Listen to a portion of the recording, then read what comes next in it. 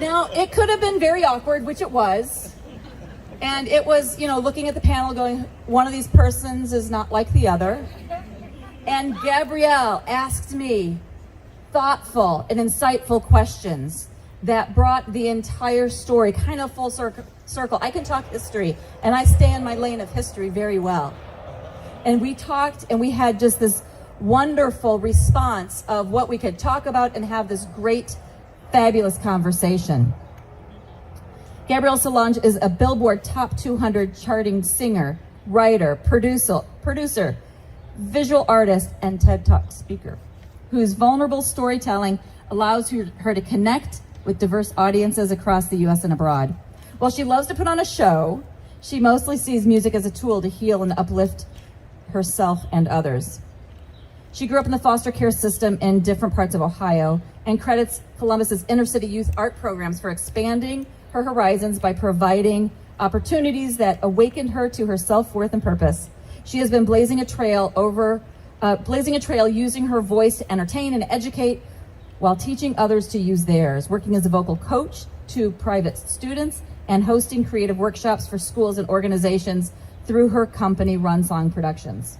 Her own music can be found on all streaming platforms under the name Phoenix, including her newly released single, Touch Me With Your Words. Now, I want to introduce her now, and she is amazing. And I'm not going to give her the key to the city, but I believe Mayor Coleman already did that for her. So right now, I'm just going to bring up Gabrielle Solange.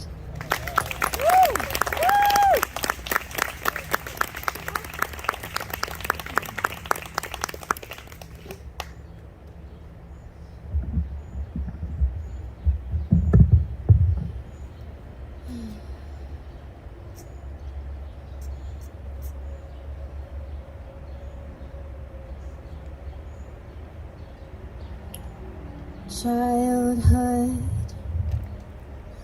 running my fingers through wild hair, wild heart. I stare into the mirror without any fear of my skin, melanin like cinnamon. And I could turn up my storybook pages. I often dreamed of singing on different stages, so I started writing music for the masses. Grandma always told me I had rosy colored glasses, but they broke. And when I awoke and my dreams turned to nightmares, I found out the hard way that the world doesn't fight fair. You see, at 6 years old, kids asked me why my skin was dirty. Teachers always looking past me like I wasn't worthy, had me searching for my worth, wondering if I'd always come in second, never first. Fast forward to high school and I was pretty for a black girl, just as long as I stayed in the shade and lightened my shade and used chemical aids to straighten my grade. Skipping school started hurting my grades. I prayed, apologizing to God for the mistakes that I made, and I just wanted to be worthy of the price that he paid, and I had so much to show the world, but I was afraid. But that was back then, before I understood the journey of my black skin, that it was something I could celebrate. And that's when the words of Dr. King started to resonate, when he said only light could drive out darkness. Oh, said only love could drive out hate. Yeah, who had thought we would overcome evil with good, holding on to a dream. You see, I have a dream that this nation will rise and overcome generational lies and silence the voices that limit our choices and open up revelational eyes. I have a dream that this nation will rise and overcome generational lies and silence the voices that limit our choices and open up revelational eyes. I have a dream. I have a dream. I have a dream. I have a dream. And now hold on till justice rolls flows down like water, and righteousness a mighty stream. I'll see a day when all God's sons and daughters have a dream. Yeah. Thank you.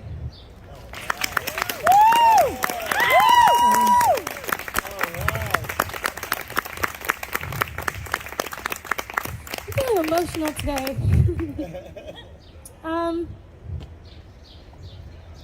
I decided to get up here and be real with you guys. I love Sarah, by the way.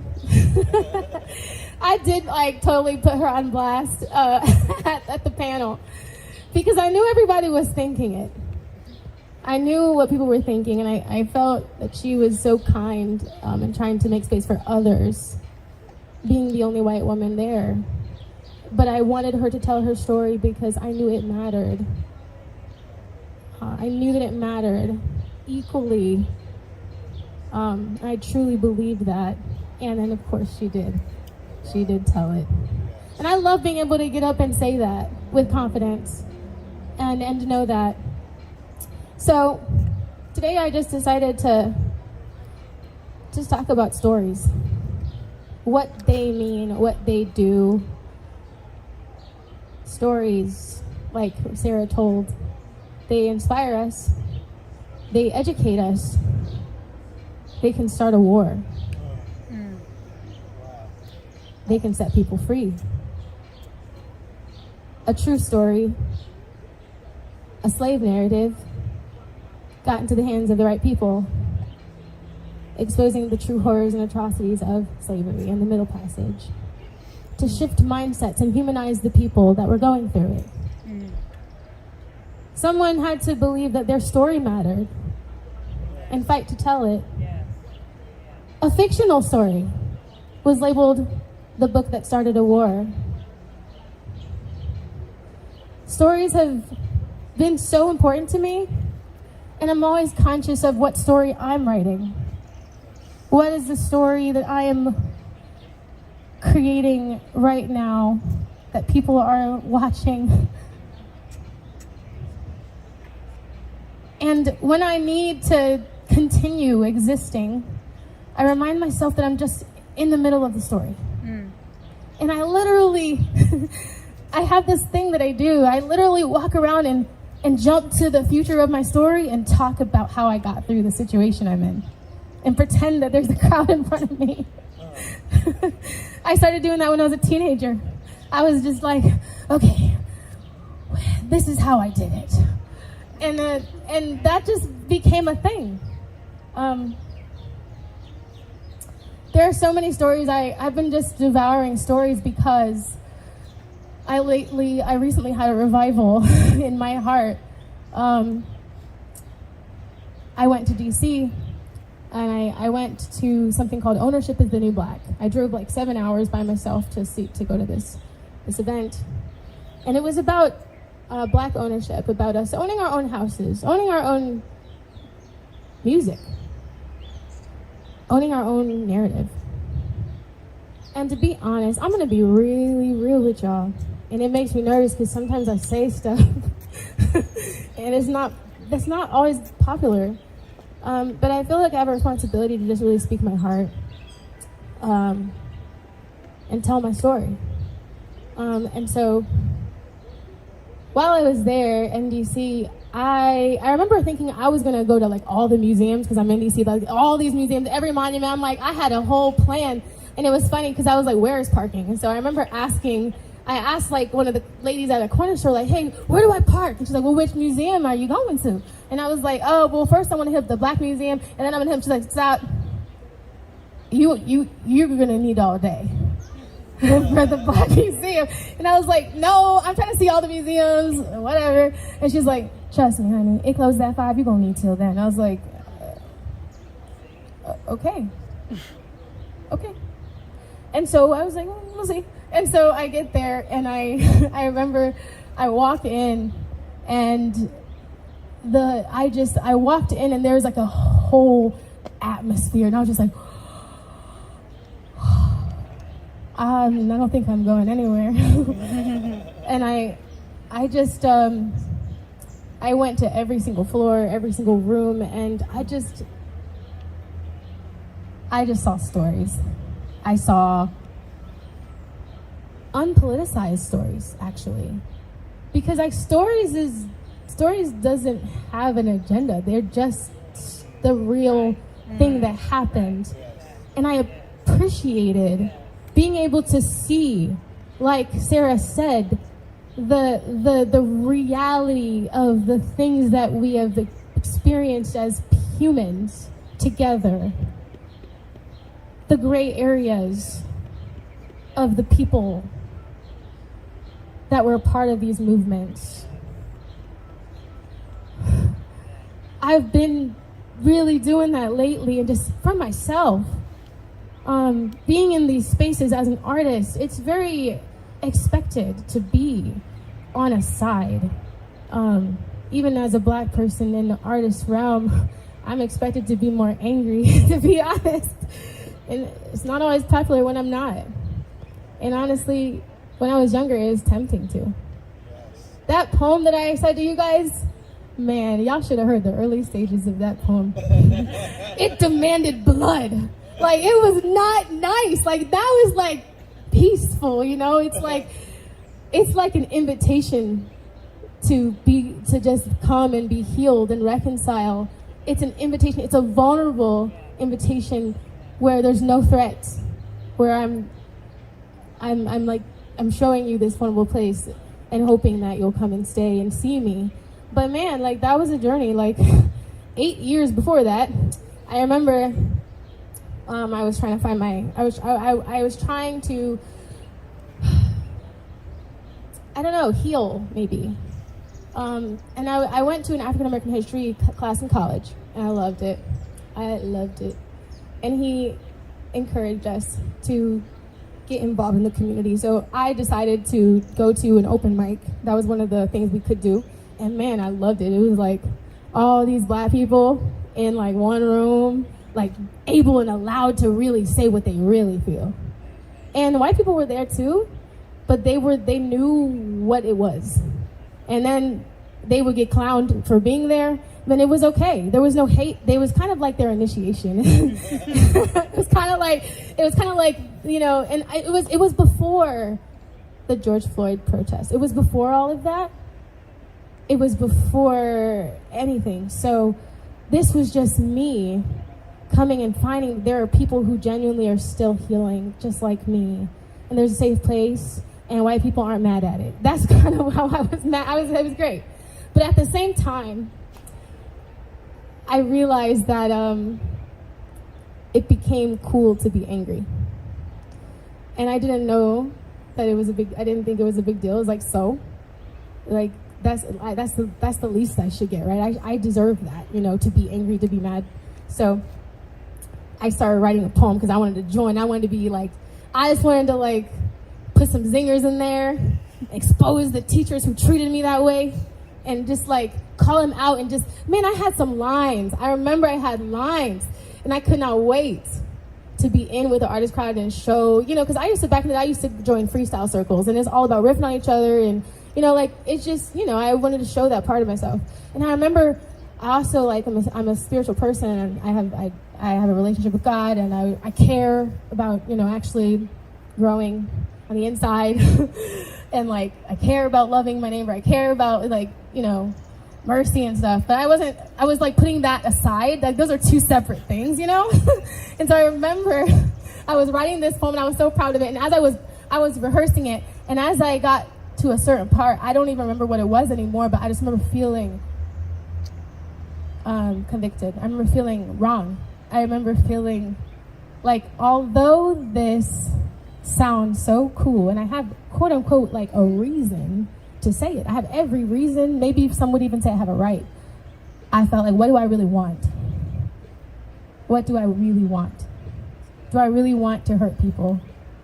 Do I want this hurt to perpetuate? And do I want to demand blood? Or do I like, and it just kind of made me think, right? And so that, I couldn't write the poem. Honestly, I couldn't write it. I didn't know how. So I put it aside. I put it aside. And I just began to wonder, like, what are we doing here? Like, what's going on?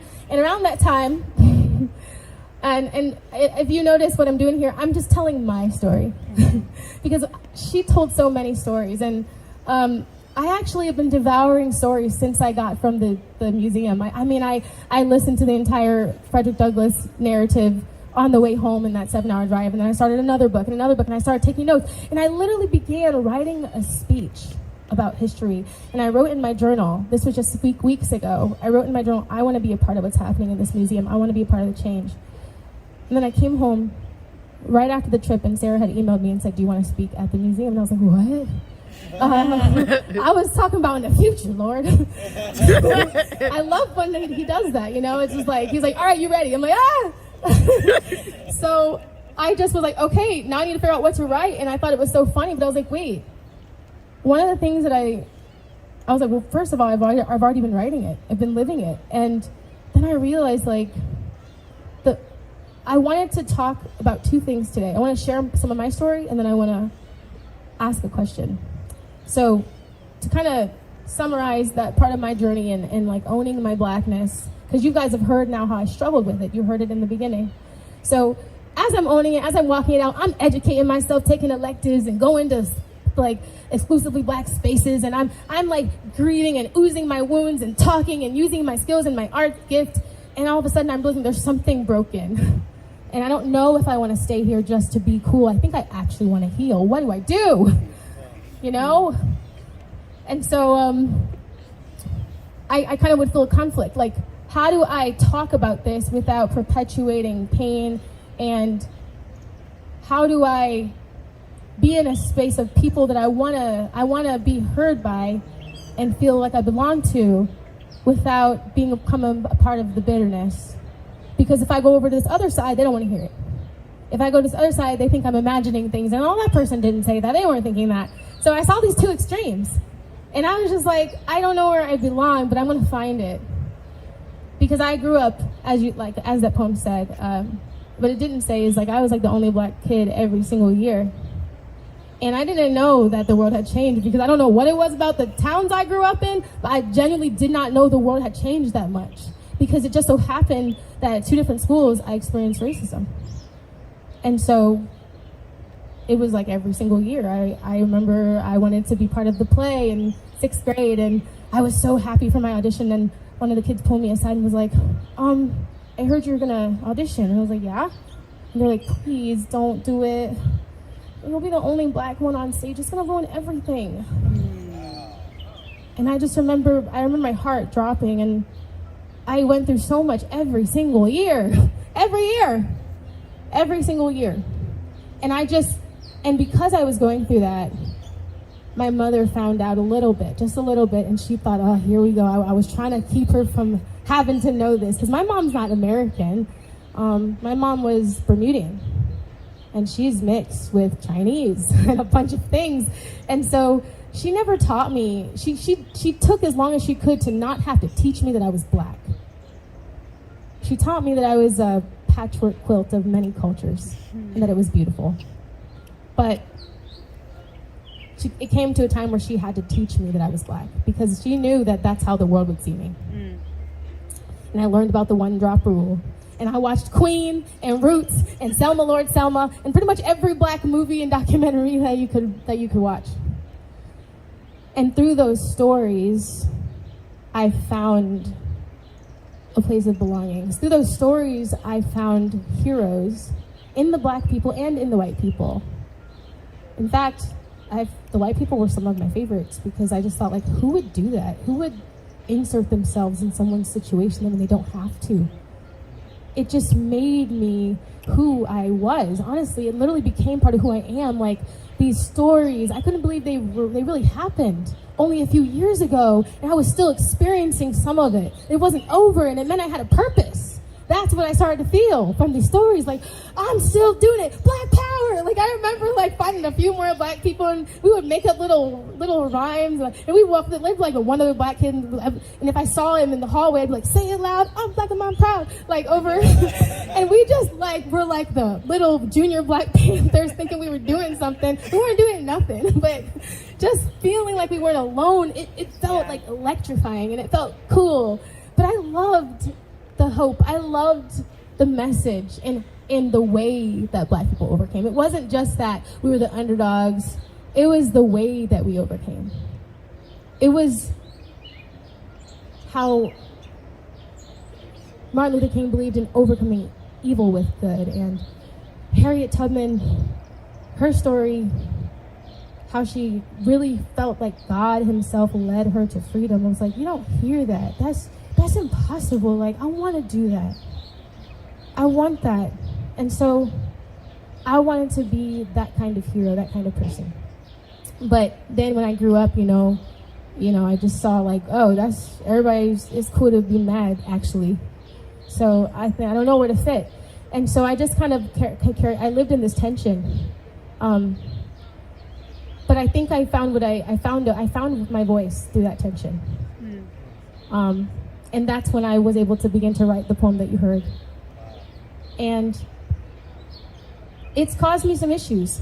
And that's what I want to talk about, is just like the stories are so inspiring from the past is because these people were up against things in order to stand up for their worth, in order to speak the truth in love, to come humbly again and again and again and keep showing up.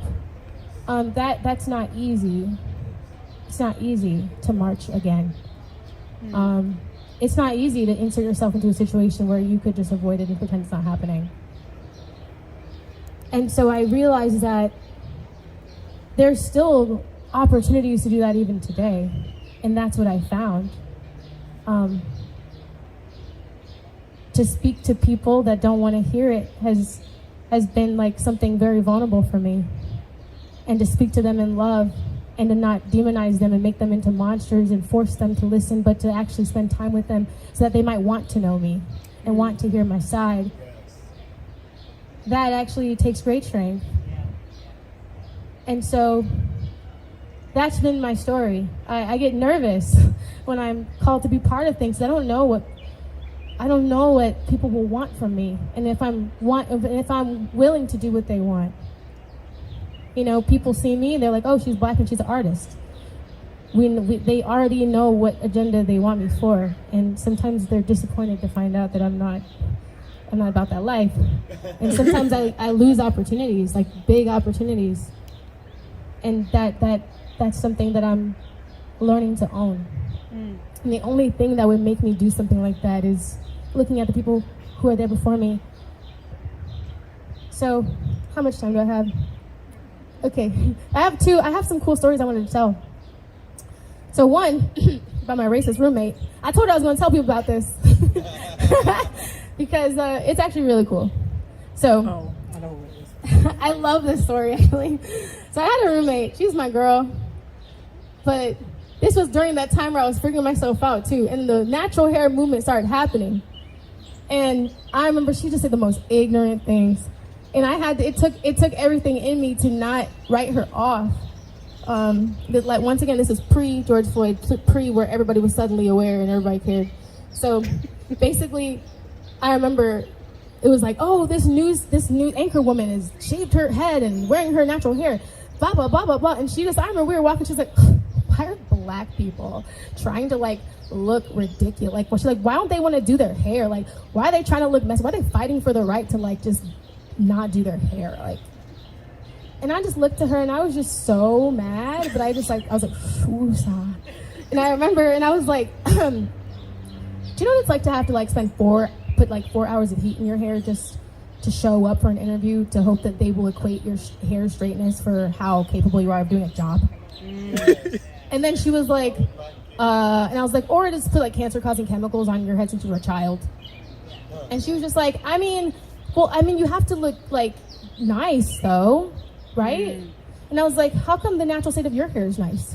Wow. And then she was like, I don't and I was like, look, I saw a dog show the other day, craziest thing. I saw a dog show, and there were dogs being paraded around and praised for the texture of their fur. I didn't see nobody point at the poodle and be like, you need to hot comb that. I just thought that was crazy to me, and I had a revelation. And I was like, we treat animals better than humans. We literally praise animals for their natural state, and we want humans to go in the back and like, and so I told her that. And so at first she didn't get it. I was like, we didn't tell the poodle to straighten. She was like, so you black people are like animals? And I was like, no! What I'm saying is we treat animals better than humans and celebrate their natural state more than we do human beings, and that's a problem, and it's about time we get, not let alone celebrated, just accepted. Yeah. And she was like, oh. And she went and checked out Uncle Tom's Cabin. That was the best she could do, but I'm telling you the truth. I'm telling you the truth. She would just sit alone and read that book by herself. And then I was like, 12 Years a Slave came out. And my black friends didn't want to see it because it's depressing. I personally just like I love black movies because it's just, I grew up around white people, so I was always clinging to that. So that's another story. Like I have like my best friend, she's the opposite of me. She went to Afrocentric. She grew up in like black this, black that, black power. And she just like, I don't want to see another black movie. I don't want to know that I'm oppressed. And I was just like, give me another black movie so I can remember that I'm empowered. So it really is perspective. It really is perspective. So anyway, she goes to see 12 Years a Slave with me. And she just was so uncomfortable next to me, like, I feel like I did something wrong the whole time. She was just like so uncomfortable. And I think it just, like, she was in the tension now. She's like, something's wrong. And all this time, like, I never noticed. And then one day, it was so crazy. One day we were chilling in our apartment, and she goes, I think I've been a racist my whole life. And I was like, what? This is like a close friend. And I was like, what? She's like, no, I walked past black people and thought they were threatened by me, and so I felt threatened by them, and I thought that they hated me, and so I just was so guarded, and I don't know. I was like, what made you say this? She's like, I was reading a scene in Uncle Tom's Cabin, and they ripped a baby out of a woman's hand, and all I could think about was them ripping a baby out of a mother's hand, and it didn't click to me that she was black. She was just a mother, and that's the first time I've ever thought that. Wow. And that was beautiful to me, and that was part of my journey of living in the tension. Now see, what if I wrote her off and demonized her the moment she asked a stupid question about hair? You know, she's one of the coolest people I know. We still talk, and she's been on a journey, an intentional one. But if it wasn't for me being willing to talk about it, and be humble about the way I delivered my message in a way that would be fruitful and not just being right, then I wouldn't have her as a friend anymore, and she would still be racist. And that's the truth. And so the other story is, I was on a panel of a body positive, really popular conference. And it was like a step up for my career, to be honest. It was going to be amazing. It was like a celebrity leading the panel. And I won't say too much because I'm not really trying to put them on blast, to be honest, right now. I'm not sure. I'm just like, maybe, I don't know. But let's just say that it was like, it would have been a big thing for me. But in one of the meetings, that was after the George Floyd stuff happened. And so I had been a part of it. I had went down to the protest. I've spoken on the horn. Literally, I made a video about it. I actually entered the video into a contest and won. Like, literally, that's the whole thing. Like, I was in it. I was on the news speaking about it. I was in it. But there was something very empty and weird. Sometimes it was like I saw a lot. I saw a lot while I was out there. I saw a lot that I'm sure there were people who were out there, their intentions were pure and real, but there was a lot of it that was not, I didn't feel like it was where I need to be to see a change. And so I was just trying to wrestle with, like, what can I do? And so I got on this panel, I was invited on this panel. And I wrote this blog about Juneteenth, and it kind of got into the hands of a couple celebrities, and I was just like, okay, I'm on this powerful panel of influence, now I can do something. But what happened was, on the panel behind the scenes, they began to say things that I didn't feel comfortable with. And here it was again, just like in that room of poets. It was like, you know what, let's keep these people out of our conference about body positivity because they could be racist. And I was like, huh? Well, why would we assume that people are racist, and how do we vet that? They're like, I know what to do. Let's make them read books. Let's put a reading list of books that they have to sign the paper saying they've read it to get into the conference. That has nothing to do with race, by the way. It's about literally about eating disorders and loving yourself and bodies and all that. And I just started to feel super uncomfortable. And I was just like, how can we force people to read? I don't know. It's just like I wouldn't want someone to tell someone they're not allowed to read a book. I wouldn't want to say someone, you have to read this book either. And so I just started feeling comfortable. Also, I started to get a feeling like, if this book, you read this book and it made you this way, I don't know if I want to put that in me. I don't know if I and so then I just, I said something, and I was like, hey, well, I was just thinking, well, I think the best way, first of all, I don't think there's going to be a riot breaking out in the body positivity movement where people are suddenly racist. I just don't picture that. I don't think there's going to be a lynching. I'm sorry, I just don't believe that. I think that there's a lot of fear going around, and I just think you need to trust the people who subscribe to you, who subscribe to us. They already know who we are. If they want to come to our conference, I think we need to be okay. And they just looked at me like, excuse me? And then I was like, what I was thinking is the best way to let people kind of have an opportunity to overcome any subconscious racism is to put them in a space where there's diversity and they realize that we have some of the same issues together. And I was thinking of my roommate that literally, I lived through that. That's how it happened. They didn't know that story, but they were just like, oh, she ignorant. She just believe in people, don't she? And so then they were like, no, because we want to keep people safe. So we don't want anybody who could be racist. And I was just like, but some people are racist and they don't even know it. And she's like, well, if they don't know by now, they don't want to know. So we have no mercy for them. And then I was just like, but okay. And at this point, I was really losing all of that was basically canceled by this point. But I was like, okay, so my last ditch effort was, I was like, there's this guy. He's a TED speaker. And he visits the members of the KKK. He seeks them out personally, and he introduces himself to him and shows them his humanity. And he has literally converted people out of that group and helped them heal from racism. And it's documented. You can go watch it. It's all over YouTube. And I was just like, I'm just saying, what if, I know you're saying they don't want to know, but I want to get a chance to be the reason that they want to know. And I can't do that if you're trying to divide people, if you don't give people a chance.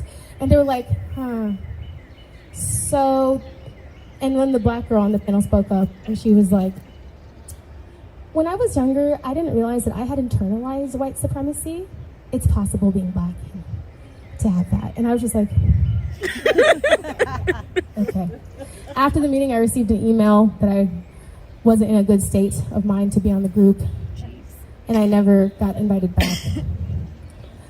And so I get nervous when I speak. I mean, I just feel like I'm gonna get kicked out of somewhere. But I tell that to say, the reason why I am saying all those things and telling you my different experiences, because I just want everyone to think. I want everyone to think about what they really want in this time. And when I think about the story that I'm telling with my life, see, I can tell that story because I lived it. I'm really glad that the stories ended that way. It wouldn't be positive if I said, so then I told her, get out of my house, you racist bee. That would be terrible. That would be an awful ending to that story. So when I'm in a situation, I'm like, wait, which story do I want to be able to tell? That's good. But then also, I'm thinking, what am I going to do with the stories that I've been given? And that's the stories that Sarah told. When I look at Martin Luther King's story, when I look at Harriet Tubman, when I look at these different stories, and I see what they stood for, I kind of feel like I don't want to, it's not honoring to them if I say some of the things that I've heard us say in this generation. And yeah, look, I think there's this attitude on both sides You know, I never want, like we said, there's heroes and villains, there's gray areas, there's people who don't even know they're racist, there's black people that are racist within ourselves. And you saw in my story, I internalized racism towards myself. I began to believe what people said to me. I stole bleaching cream from a Family Dollar and rubbed it on my face to be beautiful when I was a kid. So I'm telling on myself, and I'm saying that one of the things that I learned is that this is a human thing. This is a human thing. And we just don't want to listen. We want to believe that there's a villain and that if we were in the opposite situation, we would have done this. And all the white people want to believe that they would have been the ones opening their homes in the Underground Railroad. And all the black people believe that they wouldn't have been the one to tell on the person that was trying to get free in order to make it easier on themselves. Like, we just all want to believe that we're the hero. But we don't actually know what we would have done, but we can make a decision of what we will do. Yeah. And that's just what I'm saying. When I think of people who stand proud, and I'm not like condemning them, but I'm just letting you know what I think. When I think of people who stand proud and assert their, I guess say stuff like, it's not my job to educate you, educate yourself. I am not the spokesperson for all black people. And I'm like, I get it. You have the right to check out of this war, girl. Like, go take your self-care. But when I look back on what people did just so I can speak, I don't feel like that's fair for me to say, to be honest. I just don't feel like that's fair. How dare I say I don't have to educate you? People literally died and marched every day so that we would have an opportunity to educate people. So I won't say that. But I'm not going to judge the person who says it. I'm just going to remember, check in my mind, this is a privilege. This is a right that was fought for. I get to educate another person. I get to live with a person and hand her a book and speak my story, and then she can go teach her child. I'm changing the world. So, I'm sorry, I just, that's all I want to say today.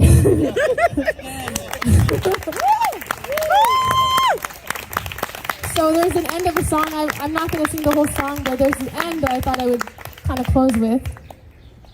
It's a whole song. It's called Heaven Come Down, and it's just based on everything. Well, I'll just sing the song. So it's like, well, I won't forget all the battles that we've won, all because of what they've done. Look at how far we have come, and I will continue to run. And they have passed me the baton, and I will keep on marching, keep on marching, keep on marching on. I said I won't forget all the battles that we won, all because of what they've done. Look at how far we have come, and I will continue to run. They have passed me the baton, and I'll keep on marching, keep on marching, keep on marching on. Said I'll keep on marching on, yeah. Sing freedom in a song.